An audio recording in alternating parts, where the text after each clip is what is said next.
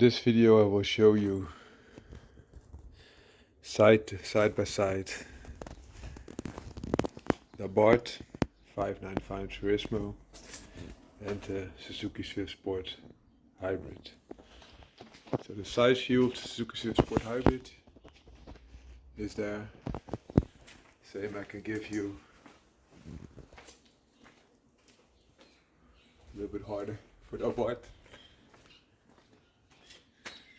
Rear quarters. So as you can see, actually this is a B segment car, that's an A segment car. So it's different in size. Also the back silhouette. Most people don't understand, but these Suzuki Sports are quite wide, especially at the bottom, as you can see, which gives it a very nice broad stance and also helps with handling. And these ABARTHs are also quite wide, but not as wide as the Suzuki Swift Sports.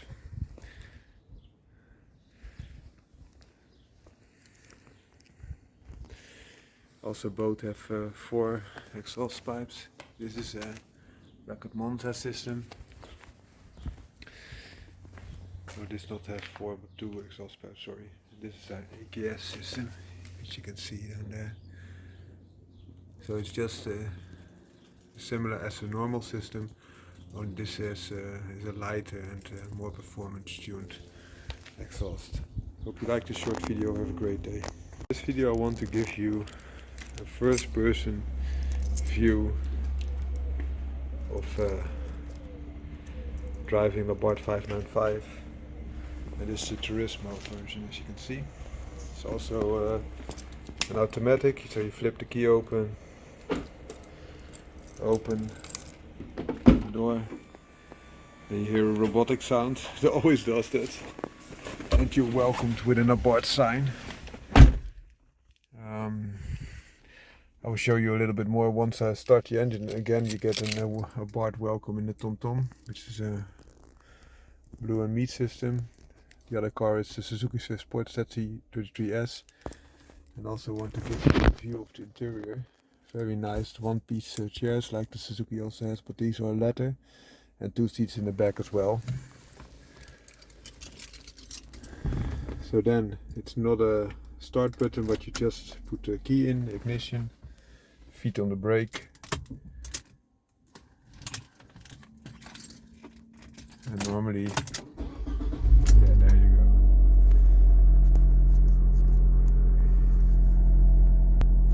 Your instrument cluster, it also changes once you hit the sport button.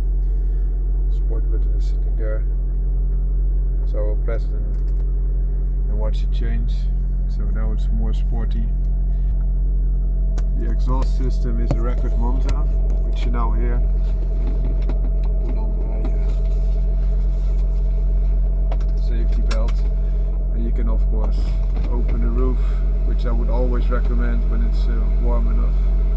You just press the button until it stops, then you press it again, and you get the full experience. So then down with the handbrake and into reverse.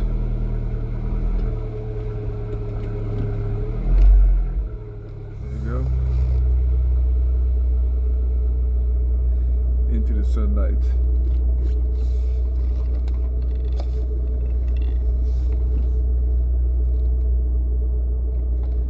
This really gives you that holiday view. So even a small trip, like I'm doing now. So it secures, as you heard, it secures the doors automatically. So it's just an anti-car check feature. Swift does not have that. Audi A1 of my wife did, and now she has a BMW 330e, which also does have that feature. So it's more of a European thing, because also this is an Italian car.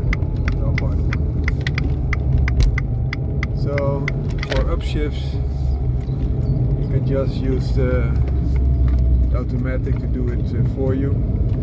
or you can do it manually with these flippers that are at the steering column. So on the left you have the downshift, and on the right you have the upshift as I just performed.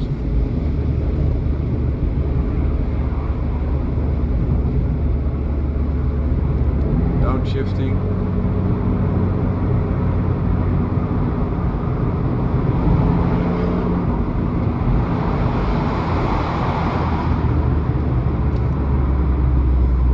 You can also press the sport button again, and then you're in normal mode, which will just make the engine a little bit more docile. So a smoother ride, so to say. Also a lot less power, of course.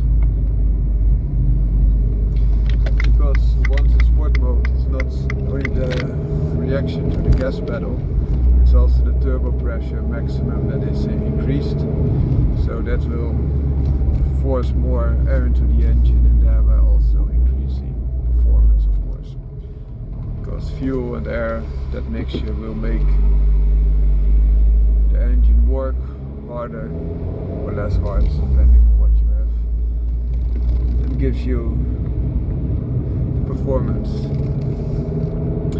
What I really like about this car is that it's, as I mentioned, it gives you the holiday feeling. It's not only the sunroof, but you also sit on a leather chair, which I also find adding to the premium experience. Another thing that really helps is that you have a very nice sounding car. Also you have a very nice steering wheel, you have an oversized handbrake. Everything is a little bit oversized for a small car. That's nice. So in my opinion, if you would compare this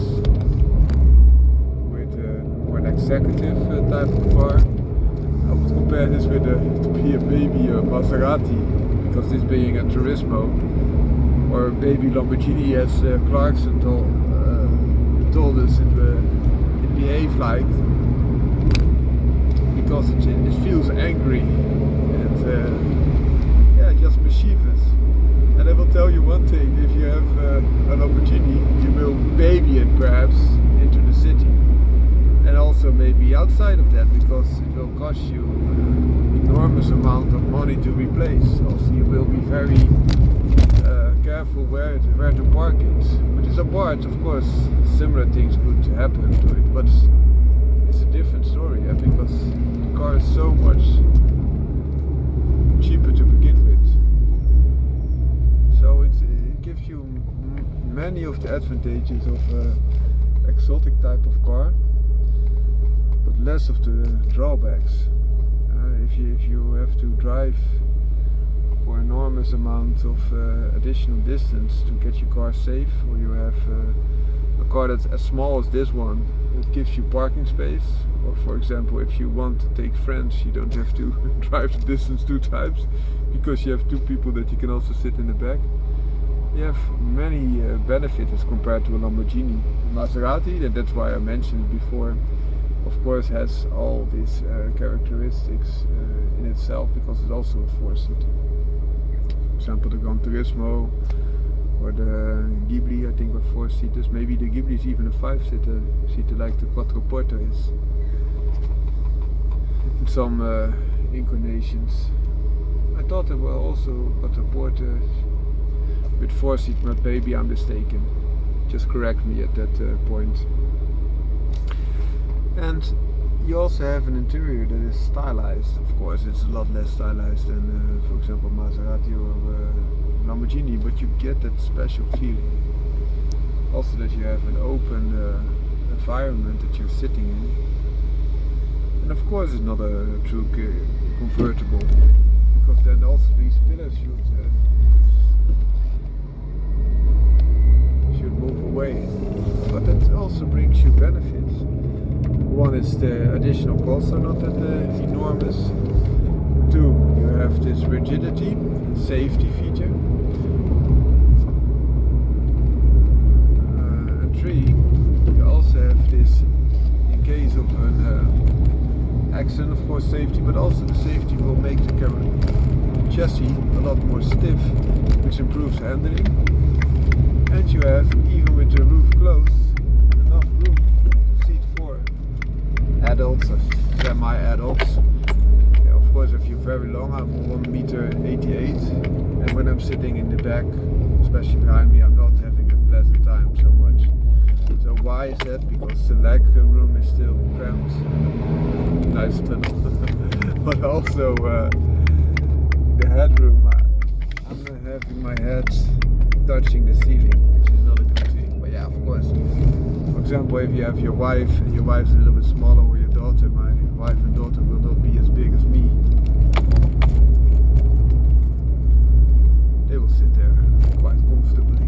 So because their legs are a little bit less lengthy, less long, they will have less drawback of the leg room. And also because they are not as tall, they don't come into contact with the roof, even in the closed configuration. But the benefit is, once you open it, even I could sit there very comfortably for my headroom, because you were just catching bugs. And because of its small size, as you can see,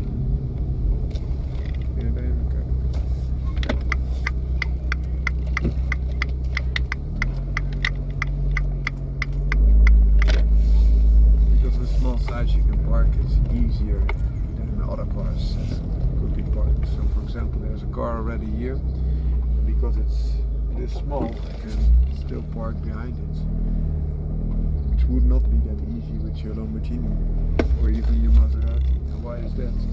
Also, Lamborghini and Maserati are a lot wider.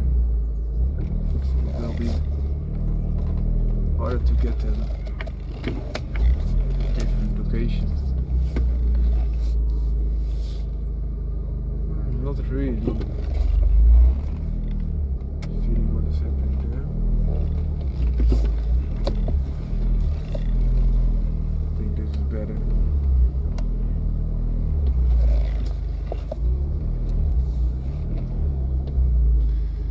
Well, that was it. It gives you one blip of the throttle, and that's it. Have a great day. So the ABARTH experience. Roof open.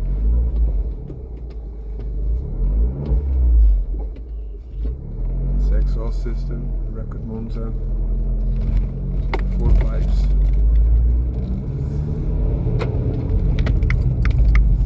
Click was the locking system. I just shifted it to 2 seconds. Which the manual flip is 3rd now.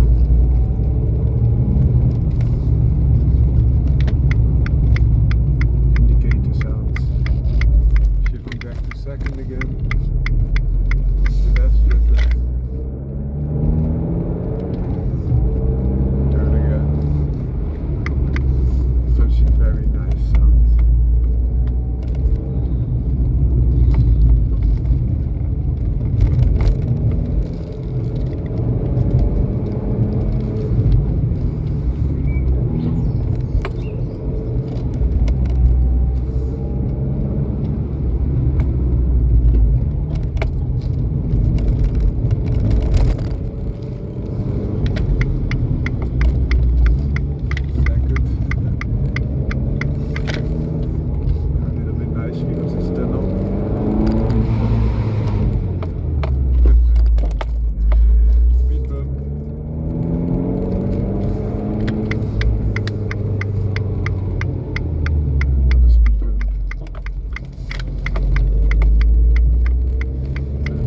Still gives you that touring feel, a little bit more luxury.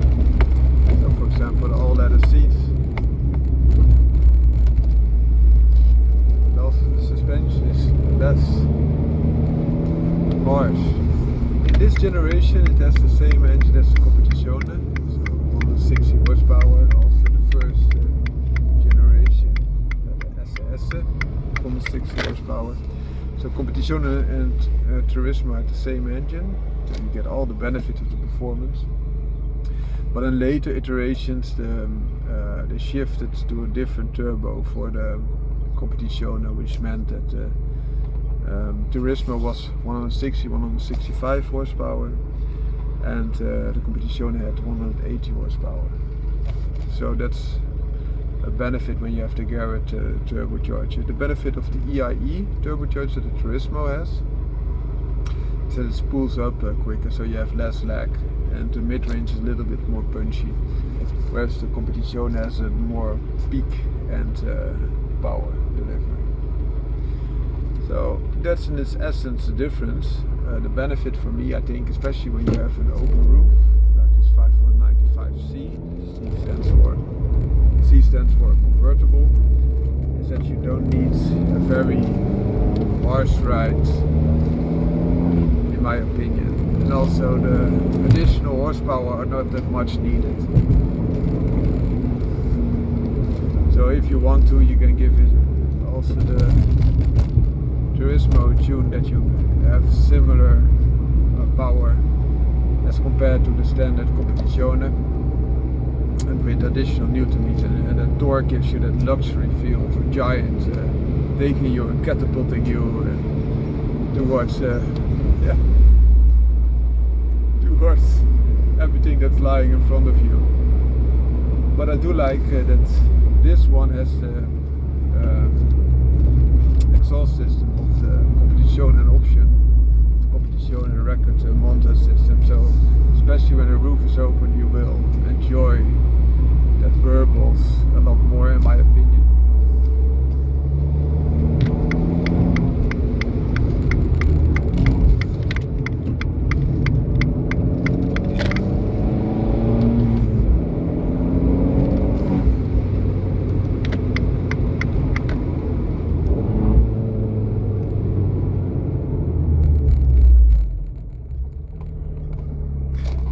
So now sitting in front of a light, so I now switch to the sport button. Just did. So now the car feels a little bit more sporty, even when it shifts for itself. But also you can shift, of course, manually, which is a great pleasure.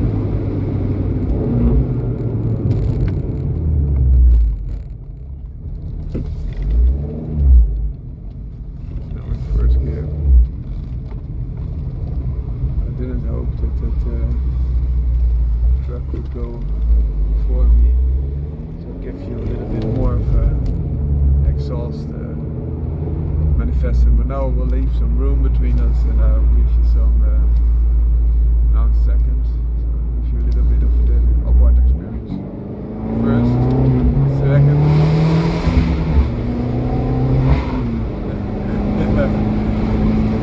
This I really like, and of course you can also press the button again, and then the sport mode deactivates. So when the sport mode deactivates, the pressure of the turbo is decreased again. And you will find that also the fuel management is a little bit less aggressive, which is a benefit, of course, if you want to save some fuel. But once you want to be a little bit more mischievous, as I did demonstrate, you can always one push of a button away and you get additional power. Even without the sport button engaged, performance is quite decent, if not very decent, for such a small car. But with the turbo pressure increased and also the shifting moments delayed, of course it's a different experience once you get the sport button. Hope this small video gave you the insights that you like, and I wish you all a very great weekend, lots of fun.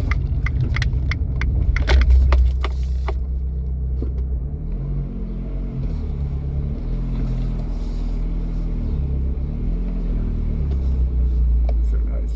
Bye bye. Founder in car, out. The birds playing the song, and this little birdie will also play a song, or a song. 595 Turismo. Look at all these details. I'm not saying that it's superbly fancy, but it will give you a very nice atmosphere. Also safe. Airbags. Also airbags on these sides. That's the benefit, that you keep this part, and you even have hooks for your clothes. That's a nice thing. Nice touch, I must say.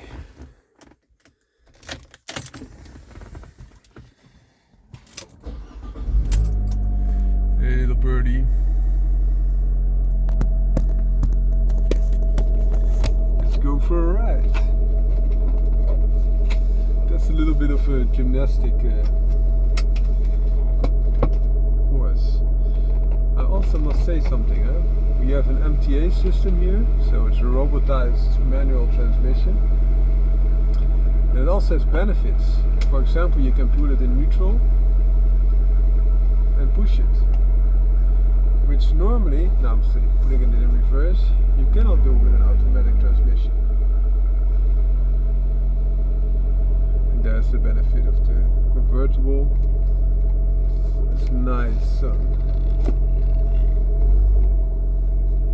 You also hear the record Monza exhaust burbling, even better with the roof open, of course. Which is nice too. So I just shifted with this shift lever to the second gear. It only has 5 gears, so like the regular ABARTHs, only very recently they updated this to 6 speeds for the Competizione and the new TURISMO, if I'm not mistaken. But all the others kept only 5 speeds. Funny thing in my opinion. Of course a little bit cheaper, but nowadays many cars are already in 6 speed, even when they are not that sporting, so to say. I think that's a funny thing. Now it's shifting to third. Now press the sport button and you get a little bit of more response on the throttle. Also go through a little tunnel here, very little tunnel, so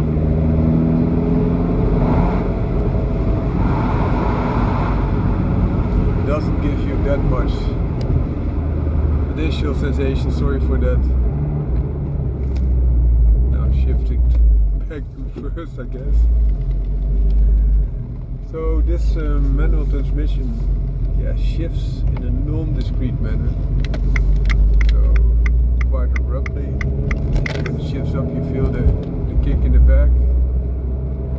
When it gets on the gas again, which is a nice experience, but also it doesn't feel fluid.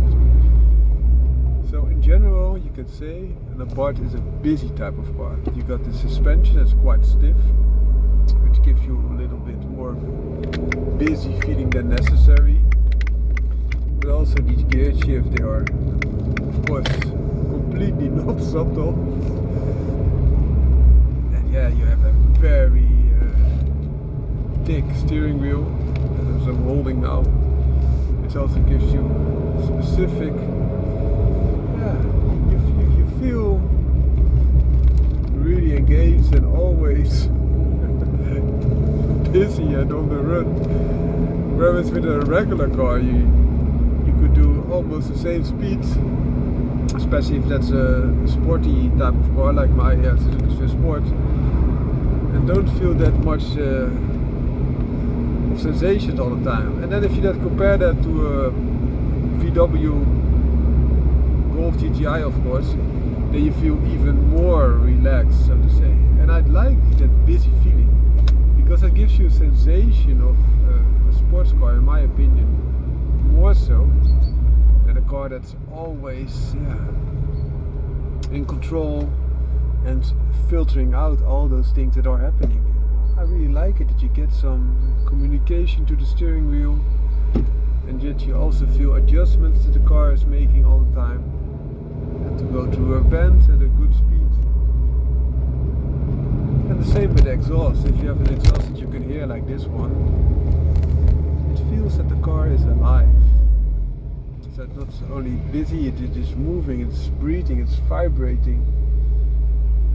talking to you. That's a nice thing that the ABARTH has.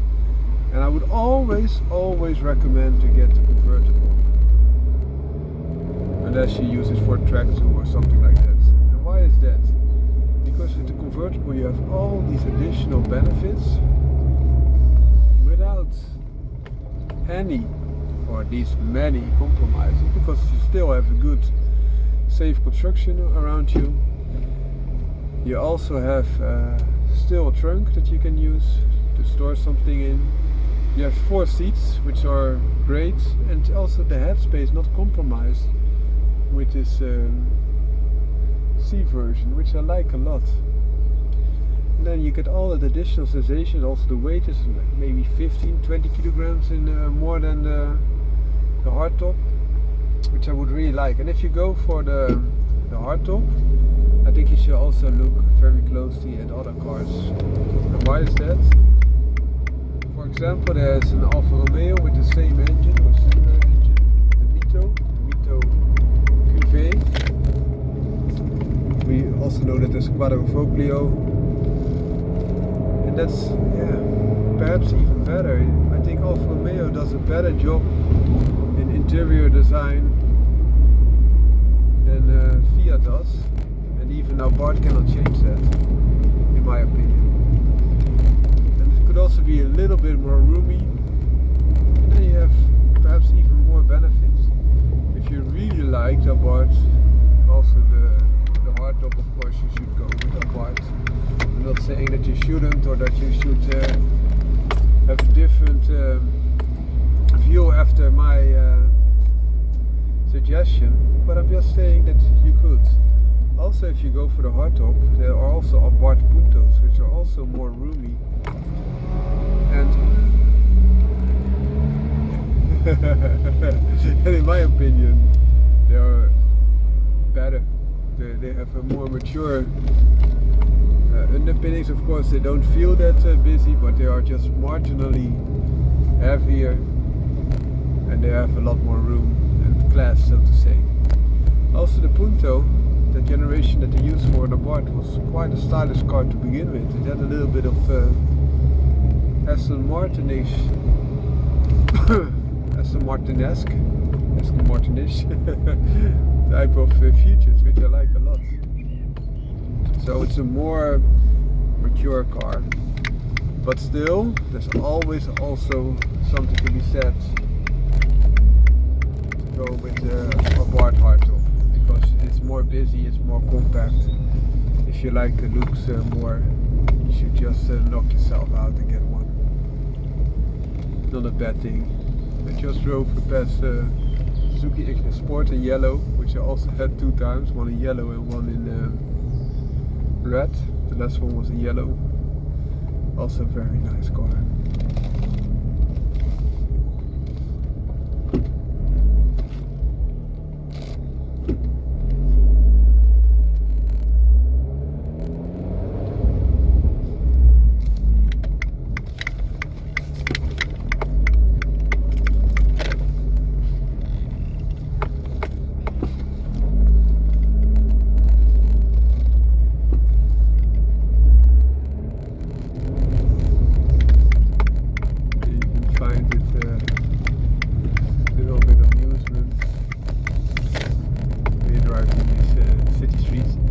Also a benefit if you really want a car that's also quite narrow. The Mito and the Punto are a little bit wider as well. So it could also be a drawback if that's something that you don't like. Hope you like this small video. Founder and car out. What's the optimum engine size for hot hatch junior sports car?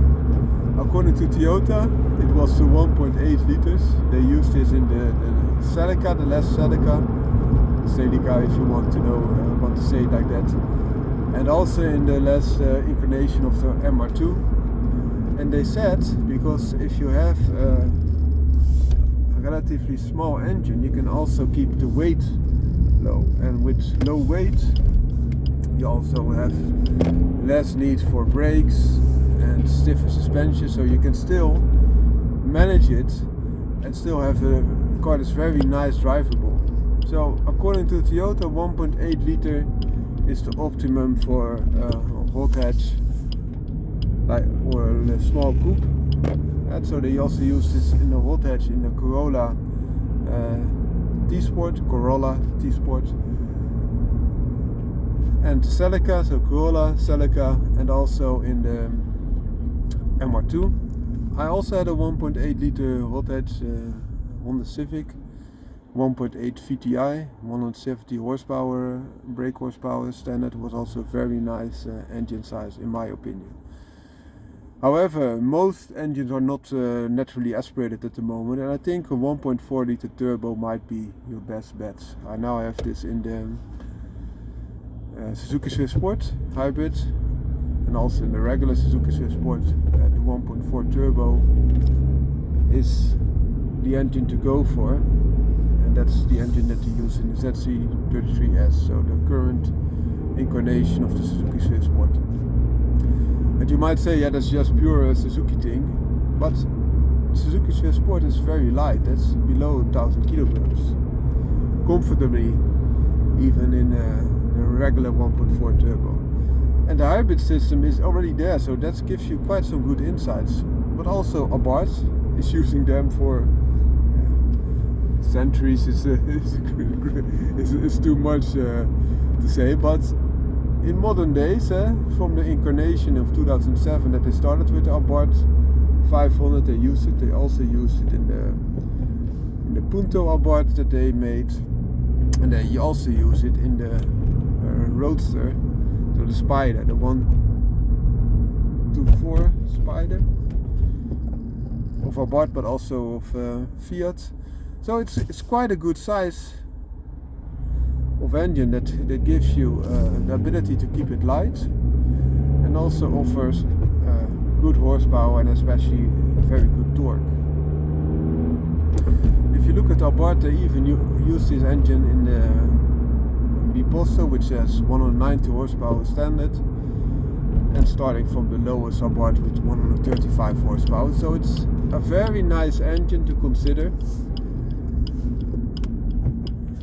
And why would you not take a bigger engine? Of course, bigger is better, is often the saying, and a bigger engine will give you a lot more power. That's true. But also you need to, because of a big engine, you need bigger drive shafts, you need bigger contact patches, so your tires should be wider. You need bigger brakes because the car is both bulkier and you also have more speed potential. You need stiffer springs, you need a stiffer chassis oftentimes, and also oftentimes a bigger car because you also need cooling of the engine, etc, etc. So all these things will add to the weight, and weight is the enemy of a hot hatch or a small sports car. So that's the reason why you should consider the 1.8 engine. If you now look at the modern day Alpine that has a 1.8 turbo, it's also very functional, and it's quite a small power plant for, this is not a junior coupe or a sports car, but more medium. And also Elise had a 1.8 naturally aspirated engine. I think they still had it till the end of the car. Hope you liked this short video. Have a great day. Foundering Car out. Hi, another Foundering Car, and in this video we will discuss other 1.4 turbo engines of hot hatch origin, because I'm now driving the ZC33S, which is a Suzuki Swift Sport hybrid. So it has a 1.4 turbo liter and also has a mild hybrid, but we will focus on the 1.4 turbo. So you know, my other car is an ABARTH 595, a TURISMO with 160 horsepower, is also 1.4 turbo. They also have 135, 140, 145, 180 and sometimes even 190 or more horsepower, all from this 1.4 turbo engine of the Fiat group, which is also used in the ABARTH Punto, and they also used it. It's also a nice hot hatch, and they also used it in the Mito, Quattro Verde, Cuvée at least, Quattro Foglio I thought. Yeah, I think it's the same, but that's the most sportive version of the Alfa Romeo Mito, which is also in the Fiat concern, of course.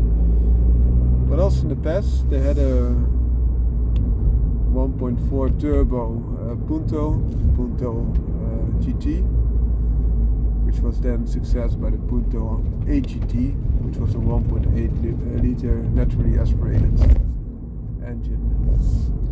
Also other brands, for example Renault had Renault 5 GT Turbo, which also had a 1.4 liter turbo engine, but was in the mid region and also had how to say this, a rear wheel drive, so that's a nice thing to consider if you want something else. Benefit of that layout, of course, that you have the rear tires being propelled, so it gives you a little bit different feeling. On the downside, however, you must understand that you will also lose a lot of cargo space because they had the engine in the mid. Next to that, there are also other 1.4 liter fast versions. Might not be as fast as the ones that I just mentioned, but in the past the 1.4 turbo was also, for example, used in the Polo and the Ibiza, the Polo GTI. Then they had a 1.4 liter turbo, which was also supercharged, and also in the Ibiza they used this. They had some troubles with this engine, so they quickly stopped it again and then shifted to a 1.8 turbo TFSI engine, but you still can find them. I think they even used that 1.4 turbo engine in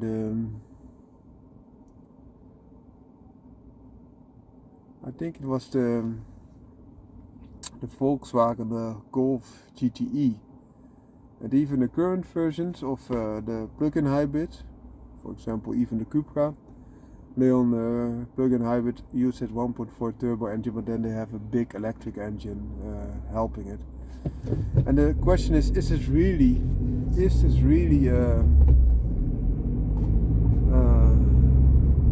voltage, because they are becoming heavier and heavier, as you can imagine. Hope this short video gives you some insight and you will enjoy your 1.4 turbo power plant with your own hot hatch. Have a great day. If I missed out some 1.4 turbo engine hot hatches, please let me know. Of course, I know there must be a lot more, but I cannot get them from my top of the mind at this moment. Have a great day. Found my car out.